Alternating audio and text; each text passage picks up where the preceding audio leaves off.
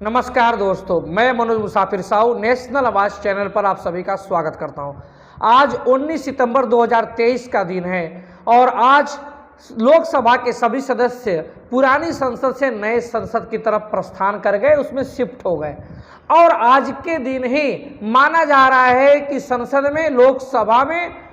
महिलाओं के लिए आरक्षण का बिल पास हो जाएगा, वुमेन रिजर्वेशन बिल पास हो जाएगी। मैं मोदी जी आपसे हाथ जोड़कर नेशनल आवाज के माध्यम से मनोज मुसाफिर निवेदन कर रहा है कि प्लीज मोदी जी आप सामाजिक न्याय के सबसे बड़े अपराधी के तौर पे चिन्हित ना किए जाएं, ये मेरा आपसे निवेदन है। अगर आपने इस बिल को पास कर दिया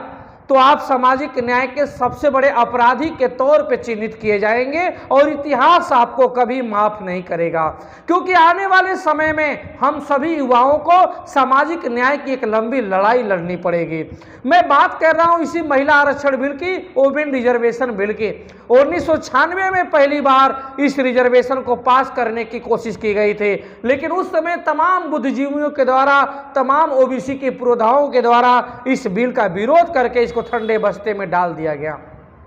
कांग्रेस चूंकि जन्म ही इसका ब्राह्मणवाद से हुआ है, कांग्रेस शुरू से ब्राह्मणवादी पार्टी रही है, हर राज्यों में मुख्यमंत्री इसने ब्राह्मण दिया है। अपनी कैबिनेट यहां तक कि जो 2009 से 2014 का कैबिनेट था उसमें एक भी मंत्री ओबीसी समाज का नहीं था। वो कांग्रेस 2010 में लोकसभा के बजाय राज्यसभा में पहले अपना इस वुमेन्स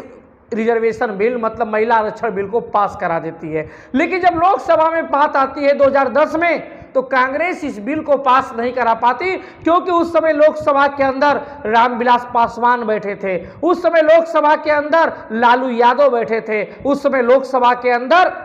मायावती जी थी, उस समय मुलायम सिंह यादव थे, उस समय शरद यादव जी थे, करुणानिधि जी थे। तमाम ओबीसी के पुरोधाओं ने, नेताओं ने, हमारे पुरखों ने इस आरक्षण का, इस बिल का विरोध किया और कांग्रेस को मजबूरन इस बिल को ठंडे बस्ते में डालना पड़ा, लेकिन राज्यसभा में उसने पास करा दिया था।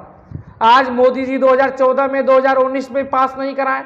जब 2019 का लोकसभा चुनाव था उससे ठीक पहले मोदी जी ने ओबीसी के पेट पे लात मारते हुए सवर्णों को लिए ईडब्ल्यूएस लॉन्च कर दिया, बिना मांगे दे दिया। आज ईडब्ल्यूएस की बदौलत सवर्ण लोग के क्या होता है, कम मेरिट पे, ओबीसी से भी कम मेरिट पे उनका सिलेक्शन हो जाता है और ओबीसी का नौजवान मुंह ताकता रह जाता है। आज यही गलती फिर से मोदी जी 2024 में कर रहे हैं। चूंकि 2019 का चुनाव ईडब्ल्यूएस के लागू करने के बाद भी ओबीसी के वर्गों ने जिता दिया था, इसलिए मोदी जी ने उसे सबक नहीं सीखा और 2024 में जब लोकसभा का चुनाव नजदीक है तो फिर से उस सवर्णों को खुश करने के लिए मोदी जी इनडायरेक्टली रूप से वुमेन्स रिजर्वेशन बिल ला रहे हैं, महिला आरक्षण बिल ला रहे हैं। अब आप मेरे ओबीसी समाज के बंधु भी सोच रहे होंगे कि मनोज मुसाफिर वुमेन्स रिजर्वेशन बिल का विरोध क्यों कर रहे हैं,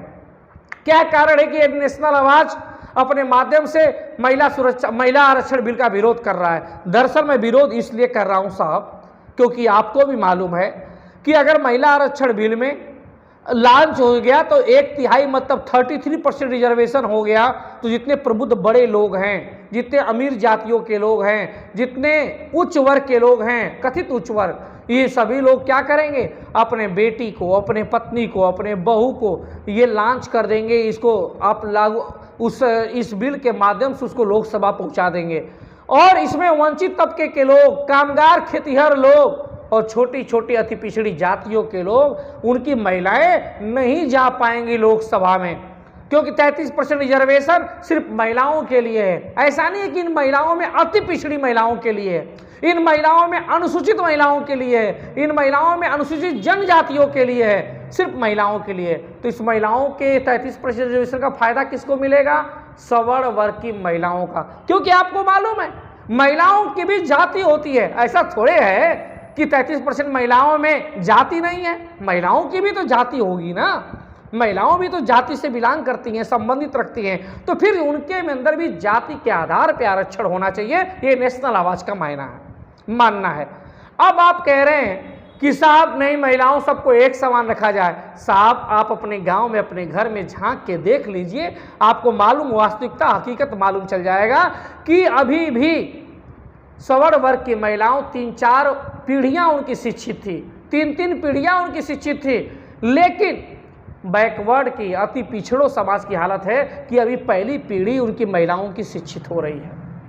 अगर आप अपने दोस्तों से बात करिए, अगर कोई दोस्त तो आपका सामान्य वर्ग से हो, क्षत्रिय हो, ब्राह्मण हो, तो देखिएगा उसकी मम्मी, उसकी दादी भी प्रिंसिपल रही होंगी, हाईली एजुकेटेड रही होंगी। लेकिन आप अपने परिवार में देखिएगा तो आपकी दादी अनपढ़ थी, आपकी मम्मी इंटर हाई स्कूल पास थे, और आज आपके बेटे, आपकी बहन, आपकी माँ, आपकी बहनें, आपकी पत्नी पढ़ रही है, हायर एजुकेशन को प्राप्त कर रही है, ग्रेजुएट हो रही है, पोस्ट ग्रेजुएट हो रही है। तो आपकी अभी पहली पीढ़ी शिक्षित हो रही है, उनकी 3 पीढ़ी पहले शिक्षित हो चुकी है। तो दोनों को एक समान कैसे ला सकते हैं? दोनों को एक तराजू पे कैसे आप तोड़ सकते हैं? इसलिए निवेदन है मोदी जी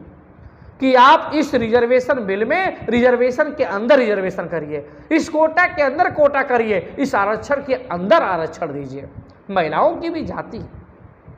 अगर आपने जाति नहीं किया तो इसका जानते हैं दुष्परिणाम क्या होगा? सामान्य वर्ग के तो पुरुष कैंडिडेट लोकसभा में पहुंचेंगे ही पहुंचेंगे, विधानसभा में पहुंचेंगे ही पहुंचेंगे, और जब 33% रिजर्वेशन आप दे देंगे महिलाओं का, तो उन्हीं लोगों के समृद्ध परिवार के लोग भी महिला के नाम पे अपने बेटी, अपनी पत्नी, अपनी बहू को लोकसभा विधानसभा में पहुंचा देंगे। और वंचित वर्ग के लोग, दलित समाज के लोग, खेतिहर समाज के लोग, तेली समाज के लोग, तबोली समाज के लोग, नाई समाज के लोग, चौरसिया समाज के लोग, बिंद समाज के लोग, राजभर समाज के लोग, तमाम अति पिछड़ी समाज के लोग मुंह देखते रह जाएंगे। और फिर आने वाले समय में इस कमी को दूर करने के लिए लगभग 20-25 साल सामाजिक न्याय के बड़े आंदोलन की रूपरेखा बनानी पड़ेगी, तब जाकर फिर से सामाजिक न्याय बराबरी पे ला सकता है। तो सामाजिक न्याय को फिलहाल डिस्टर्ब ना किया जाए। और तमाम मेरी पार्टियों से अपील है कि आप सभी लोग लोकसभा में इस बिल का विरोध कीजिए। और मोदी जी, आप भी अपने अंतर्मन से देखिए, अगर वास्तव में आप तेली के सुपुत्र हैं, वास्तव में पिछड़े वर्ग से हैं, तो निश्चित रूप से आप विचार करेंगे कि आप